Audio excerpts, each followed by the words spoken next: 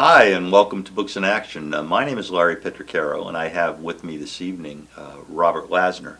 Robert is the executive director of the MAPSO Book Festival, and he also has a day job, I guess, in publishing. So we're going to talk to Robert about the book festival, and then we're also going to talk perhaps a little bit about books and publishing, and maybe get a little different insight, if we can, into possibly some of the things that we don't know and maybe shouldn't know, but we'll find out. So, Robert, thank you for joining us. Thank you for having me, Larry. Oh, you're very welcome. Tell us a little bit about the background of the MAPSO Film Festival, and you explained to me why it's called MAPSO instead of SOMA. So why don't we? I do that. We start with that. Yeah. Well, the official name is actually the Maplewood South Orange Book Festival, which is and that's the name I use if I like trying to get an author, somebody who may not be familiar with with our area. But we do MAPSO, it's just alphabetical. Just alphabetical. SOMA versus MAPSO, so it's easy just to do it. There's no favoritism towards Maplewood over South Orange. And when I started, I definitely wanted both towns like equally involved. So, but it's just MAPSO because M becomes before S. M comes before S, it does. Yeah. Yeah, if you're in publishing, you better know that. That's one of the keys, alphabetizing and copying. Well, tell us a little bit about the book festival. How long has it been going on? When did it? Is this the first one, the seventh one? Third one, actually. It's the third one. This will be the third year, so it's coming up June 7th and 8th. I'll plug the dates many times. So yeah, we started out in 2017 was our first year, and then last year, and then will be our third year. The third year. And is there anything about this book festival that's different than other book festivals? Because when I think about a book festival, I kind of automatically assume that I have some idea of what it's about, but I'm not sure I really do. And there must be a lot of work involved in getting authors, how you pick the authors, and so forth. Yeah, there is a lot of work. Book festivals, it's interesting. And as someone, who before I did this, knowing publishing, I knew book festivals, but from the outside. And now I know it, obviously, from very much inside. They're very different depending on where you hold them. Each town, each city has its own character, and that kind of affects the book festival. Like when we first started the MAPSO Book Festival, we were kind of like influenced by the Brooklyn Book Festival, which is a very super large book festival in New York. It's been going on for about over a decade, and we like their sort of mix of having some children's authors, but having like adult panels, and we thought that would be a nice mix. And then as we enter our third year here, we've adjusted things that kind of like, well, what works here? Because things that work in Brooklyn don't work here, and things that would work here don't work in Brooklyn. And obviously I've studied a lot of other. You wound up visiting a lot of book festivals, and I visited a lot of book festivals to see what they do. I've gone down to Princeton; they have a book festival, Morristown, Montclair, and they're all very different, and they all kind of fit what the town is like. You may not know it from the outside because we don't live in like Morristown, but I see they have very different qualities. So we've kind of like something might, that worked in Morristown, that'll work here. Or something worked in Montclair, that'll work here. Or something worked in a town, but it doesn't work here. And that combined with the fact that we just do things that are unique to here, that like kind of like living here, I'm like, well, this would work for our town, and it may not work anyplace else. So while a book festival, might seem like, they're all the same, they're actually very different. And again, it's kind of depending on where you're holding them.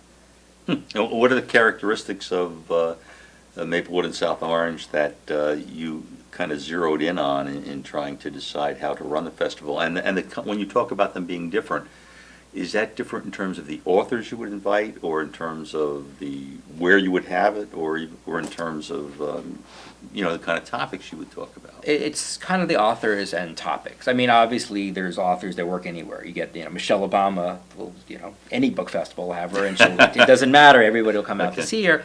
But here, because it's interesting, I said we kind of modeled ourselves after Brooklyn initially, and Brooklyn has a lot of, I would say, esoteric kind of panels, kind of more adult panels, kind of, I wouldn't say, more literary, hardcore topics they might have, because that kind of works in Brooklyn, because the population, where things that, don't necessarily work here.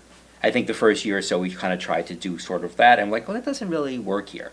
And obviously children, I knew from the beginning children's would be big, but obviously children is a major thing here, because it's like, probably our biggest draw is the children's area.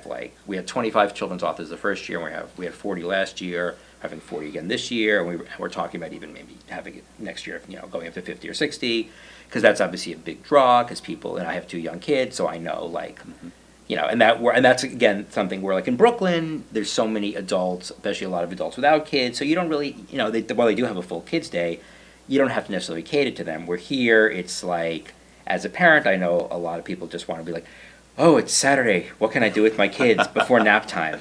And having something where, and it's not just visiting authors, but we also have, like, games and things, so, so you can bring your kid as a parent and just kind of, like, have them, meet the authors, play games, and also, as a parent, step back for a little bit. Like, hey, my kid's playing for an hour, I can kind of, like, sit down and take a breath, because I know as a parent that's, like, the most important thing. So that's something that, that's very, very important to us here. Is the children's aspect of it. The children's aspect's a major, yeah. And what are there some other things, too, that sort of distinguish this area? I mean... Sports. Definitely sports. I mean, we had, last year we had Keith Hernandez, and we drew like 400 people. It was our biggest event. This year we have Tyler Kempner, the New York Times sports columnist. We have Dale Barris, son of Yogi, talking about a book that he wrote about his dad. And then we also have Art Shamsky from the '69 Mets. So sports is a big deal here. Like, very much, I think, if you look demographically, if you're the Met and Yankee big demographic is like New Jersey, especially around here. Well, it's true. It's like, so matter of fact, we would have even had we had actually had Ron Darling scheduled this year, and he actually got sick. He had thyroid cancer. He should be okay, but so he had confirmed and everything, but he had to cancel because of his illness.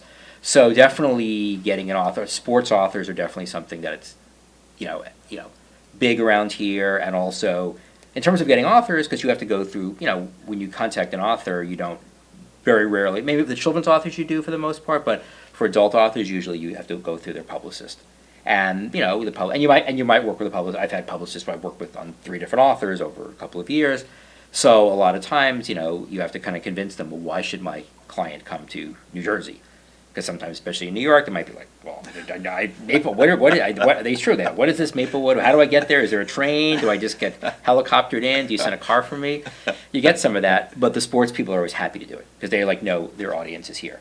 Because I think you have like a huge contingent of sports. People play sports here. Kids are involved in sports, and I've noticed like sports authors are easy to get here. And based on last year, they draw well, and hopefully this year as well. So the sports is the adult kids, I guess, and the children's that's stuff. That's the best way to put it. The adult kids are sports, and then and then the kids are kids. Yeah. Yeah. Well, you mentioned that it picked up on something you said that for the not the children's authors, but the regular authors, you have to go through publicists, but not necessarily for the children's authors. Why is that? Children, it's a very different market, and so you'd be surprised. You have these children's authors who you read their numbers and like they sell a zillion books. You think they'd be living in a mansion. It's like a lot of children's authors publish multiple books. They might do 2-3 books a year. It's quite very common. A lot of them have written like over 100 books because they'll have series of books and things. And then you read some of these numbers. Oh, their book has sold 100 million copies, and then. But for some reason, children's publishing, for the most part, not everybody. I mean, your big names are not like that, but even fairly large names, you just contact them directly. Just the way children's publishing works, it doesn't. I don't really know. I've never really figured out why. You can contact some big children's author and get them like that. Just email them through their site. Oh yeah, I'd be happy to do it or whatever. And then there's some smallish, we call them mid-list in publishing. We're like a decent author, but somebody you'd be like. It's not going to make or break your festival, and then you have to go through like 3 months of writing the publicist and convincing them, and you're just like, I just got this children's author who sold a zillion copies, and they're coming, and I want you to come, adult author, but I don't really care. You're not going to do. It's like you're not going to. I mean, it's nice to have you, but you're not going to make a big difference. But it's just the way. It's like I don't know. Maybe they're more pompous or something. I don't know. But it's like it's just the way publishing works for children's authors for the most part. Maybe there's more of them or more of the book. I don't know. It's just like children's authors are relatively easier to get. They're happy to do events. Most children's authors are very happy. I mean, they just like to get out. They do, maybe because they do a lot of school visits. It's a very common thing, but they're very happy. And for the most part, they're very, I don't want to say, but they're easier to deal with, easier to get. It's easier to put together the children's part of the festival than it is the adult part, even though we have a lot more children's authors. Because you just get a lot of authors. And I think also, a lot of adult authors, it goes unnamed. You get somebody, oh, I got a big name, and you kind of sell a name. Where children's authors, name is important, but you walk around. I mean, as a with 2 kids, and I've been spending years of my life, the last 10 years of my life reading a lot of children's books that I wasn't exposed to at all before. You kind of learn, a lot of children's books are just like, you walk around, you're like, this is a great book, my kid loves it, and it's just, and had the pictures, the story.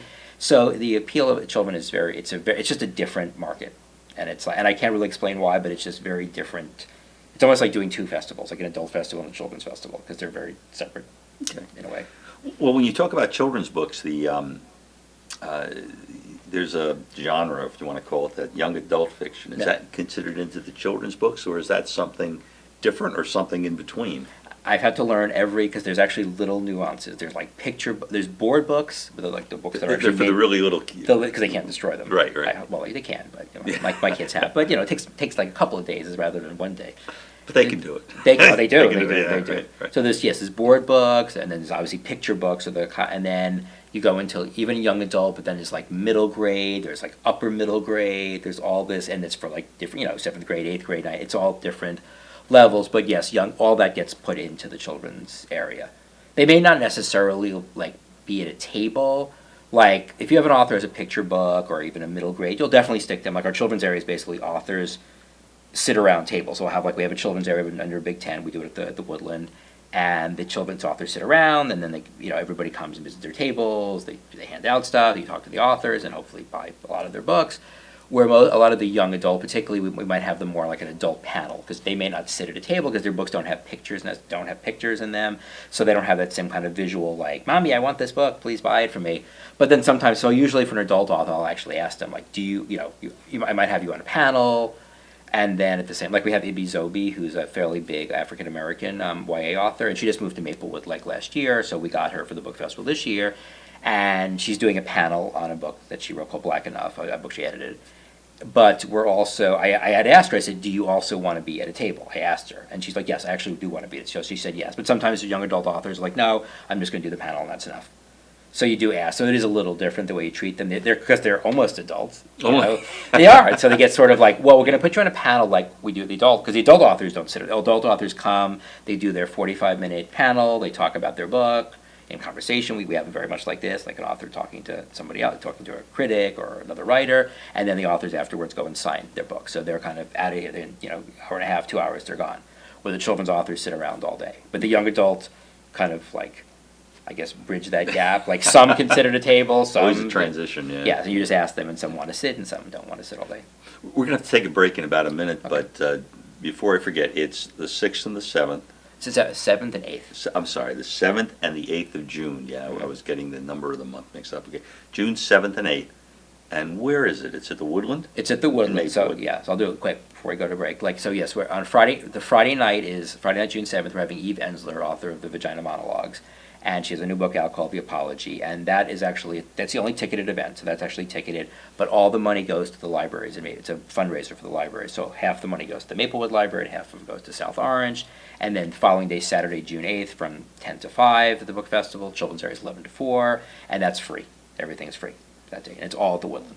And hopefully inside or under the tent, you said? The adult stuff is inside the Woodland, and the kids area is under a tent. We rent a big tent. Okay, and hopefully if they want to buy books, they get to buy some books. I hope they buy a lot of books. They'll buy a lot of books. I'll buy a lot of books.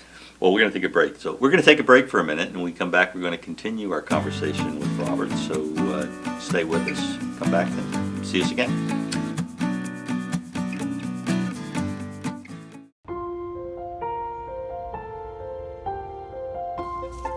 It's an onion.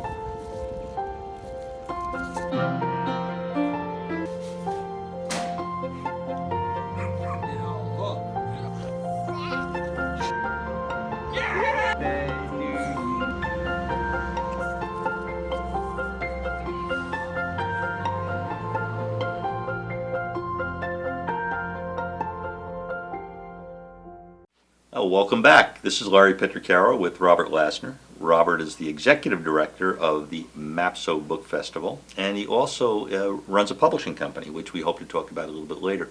But before we talk about how you run a publishing company, perhaps, Robert, you can tell us a little bit about how you run a book festival. which is something I've learned myself over the last 3 years. Well, it takes. I mean, it definitely takes. I think somebody once told me this, that they were talking specifically about a book festival. You need like one crazy person and like 25 other people. I'm definitely the crazy person, and then you need 25 other people all doing like little things, and that's kind of what it is. It's like I'm the crazy person who kind of coordinates everything, and then you have other people who help me with various tasks and things. And it's just, I mean, it's funny. It's very big and very small. So like last year when Keith Hernandez was here and we had Anna Quinlan here, big. I mean, I was like escorting them around. I was like hanging out, not hanging out, but yes, Keith, do you need some water, Keith? Are you okay, Anna? Would you like a bagel? I mean, so you're kind of doing that, high level glad handling. But then the next part, but then at the same time, when if you see signs around town like yard signs, guess who's sticking them in the ground? It's me in my car. I have people helping me, but so it's very much like you do, things that are, I don't know if they're glamorous, but they, oh yeah, you're hanging out with the big authors, and then you're also like, making sure, and then you walk through town. Oh my God, that yard sign fell down. I have to pick it up, and doesn't really go in the ground correctly there.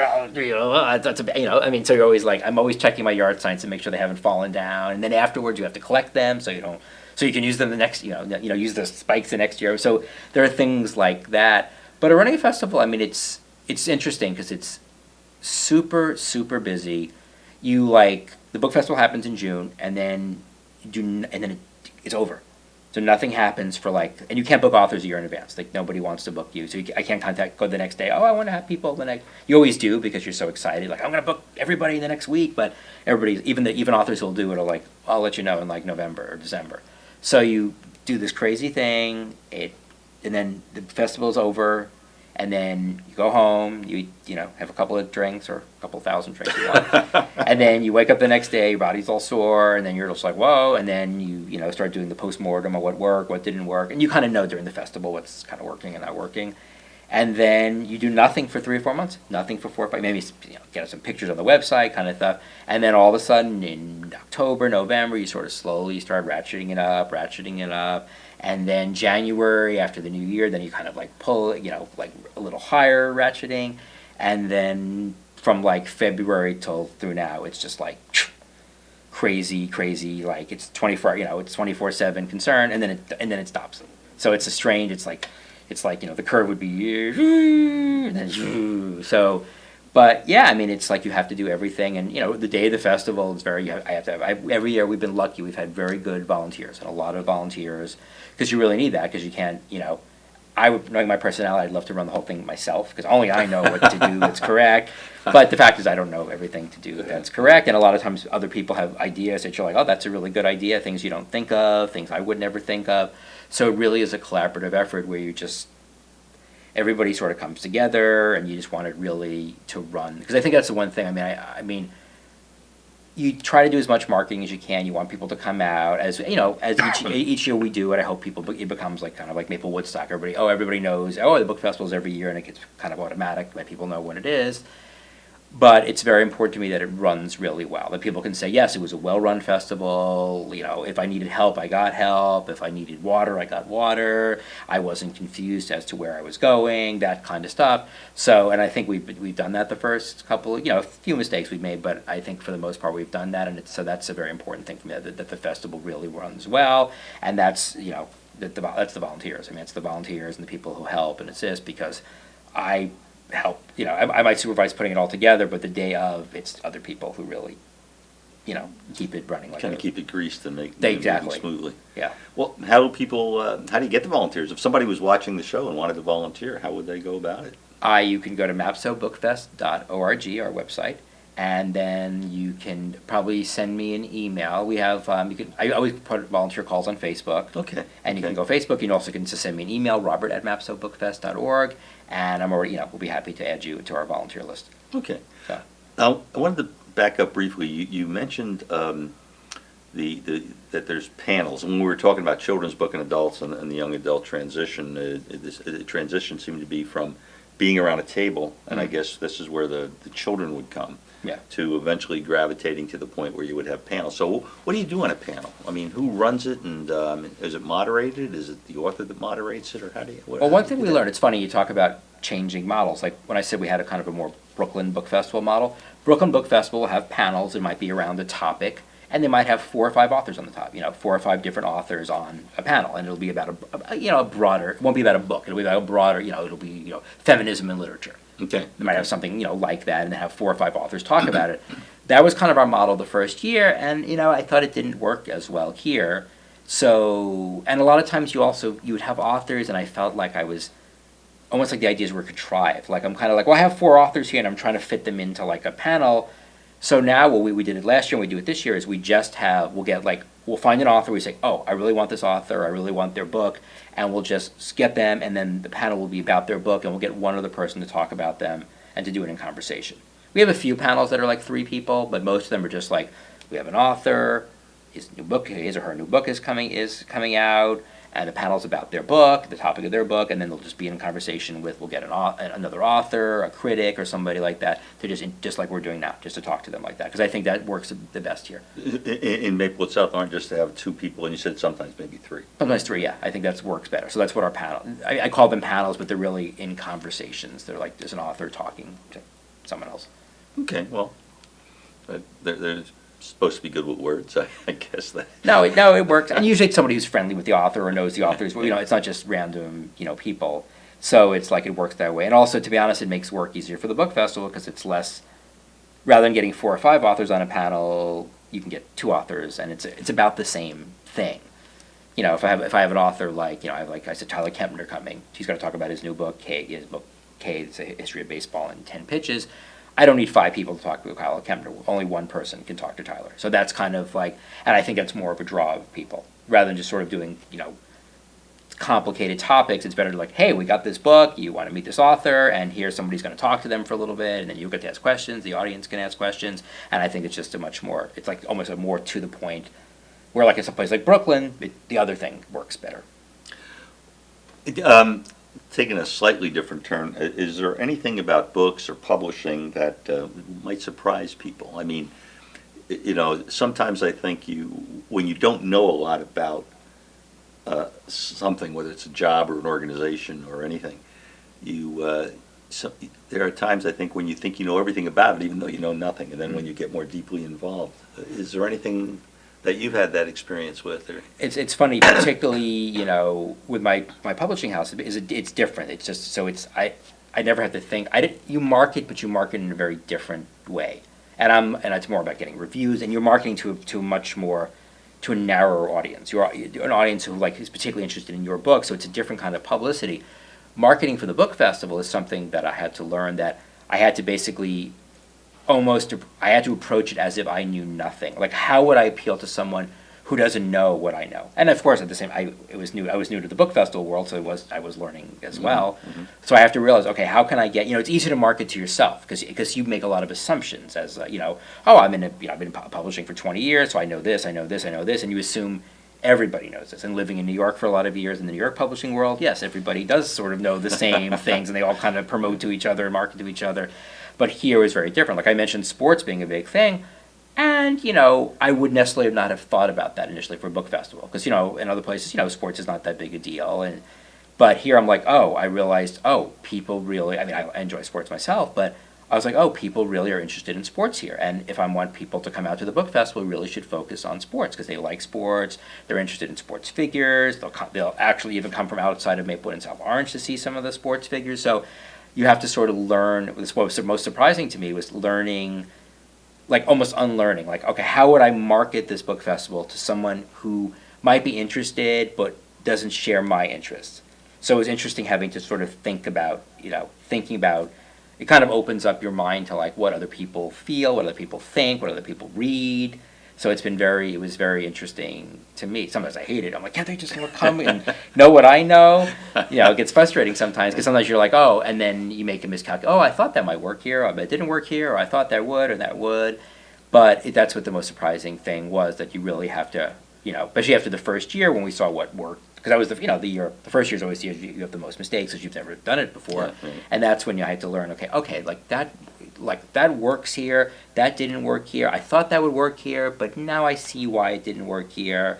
And then I imagine it's something. Well, as long as I do this, it'll always be refined. I don't think and I never want to do it where it just got to a point where like we just fill in the numbers every year because then it gets boring. So every year, even when I'm still doing it, I'm already like, what am I going to change for next year? That's what's funny. It's 2 weeks away, and I'm already like, well, I don't know about this. So even I don't know what's going to work or not work. But yeah, it's always reinventing and always sort of expanding. Sort of I guess expanding your reach and vision of what you do.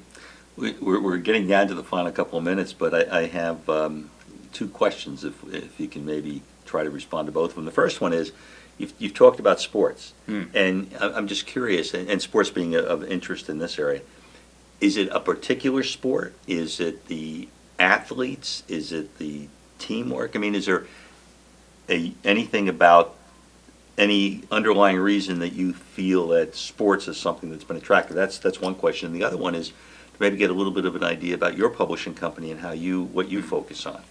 Yeah, I think sports is just. When I lived in Brooklyn for years, and sports was big, but it was a lot of kids didn't play sports.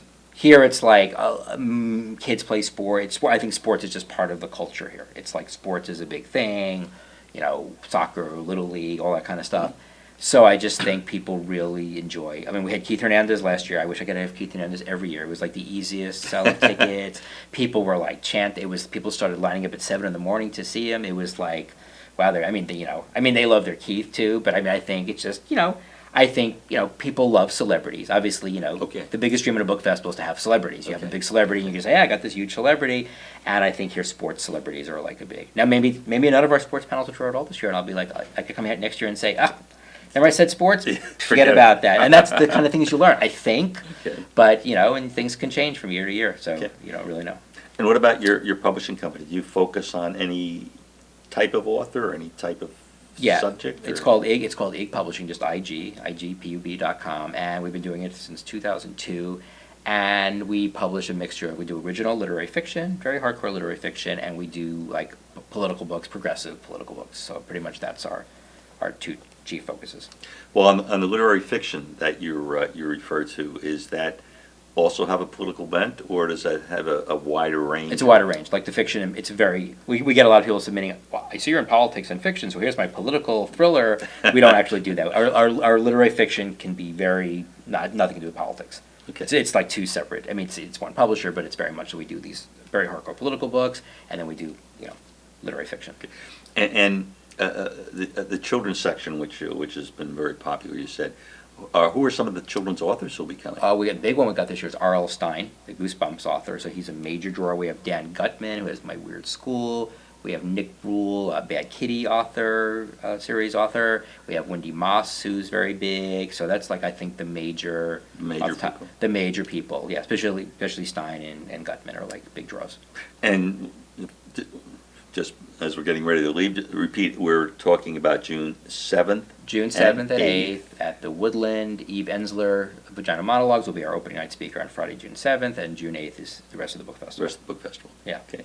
Well, Robert, thank you and good luck. Thank you.